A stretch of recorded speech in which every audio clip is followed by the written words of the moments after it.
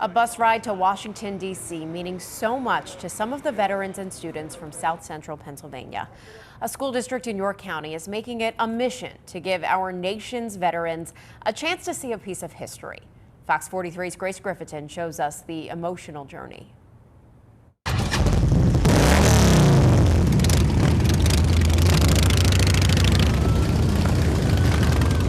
As we approach the state line, our escort is greeting us. You certainly will not see this every day. It's a brotherhood, and that says enough in itself. 146 decorated men and women coming together for the first time. Whether it be World War II, Korea, Vietnam, Iraq, Afghanistan, we're all connected in that way. Some, like Teddy Banks, with more than 4 decades of service. It's a combination of all these veterans here coming together as one. It's all thanks to Northeastern School District in York County. Each year, veterans pack buses and head down to our nation's capital, where little surprises every leg of the trip, like dozens of people lining Interstate 83, make quite the impact. Being here with all these guys that have traveled down here with has really been emotional. It's a special day. It really is. For Dennis Haynes of Palmyra, it's also a journey down memory lane. Just look for Junior. He's searching for one name amid a sea of nearly 58,000 fallen at the Vietnam Veterans Memorial Wall. He's the first really close friend that I had in Vietnam that was killed. That was one fellow that I hope would make it back. For many of the men and women who did make it home, the wall is a form of recognition, a long time coming. Should have been done right away because these guys weren't treated good. Nobody was treated good when we come back. Francis Arnold, an Army veteran, remembering a close friend and cousin. Right here. This is tough because we spent all summers together, fishing, carrying on. A tough day he calls worth it. My wife talked me into it, actually. I wasn't going to come, and she said, you ought to go. She said, you put your time in, you ought to go. But it was worth it.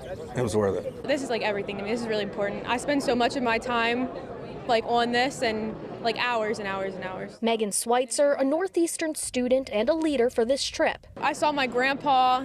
He was saluting along the street and I cried. The motorcycles, when they salute along the road, I always cry then. And just throughout the day, seeing at different memorials, how they're reacting. And Schweitzer's journey with these veterans is only just beginning. Summer vacation's coming. What are you doing this summer?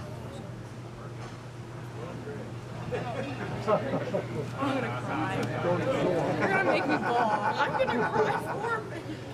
This young girl here, come June 3rd, is shipping out for Fort Jackson, South Carolina.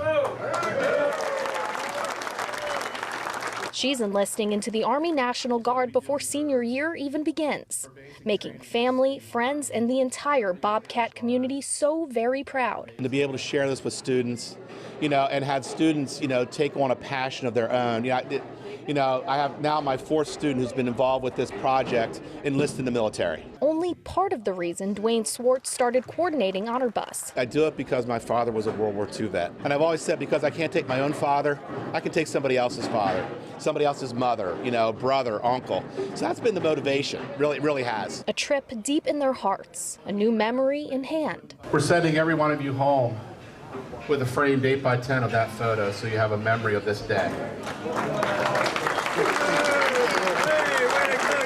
The experience? Meeting the people, that's everything to me. We're just happy to be together, all as brothers here tonight. It's just been amazing. I mean, we can relate to each other so well. In York County, Grace Griffin, Fox 43 News.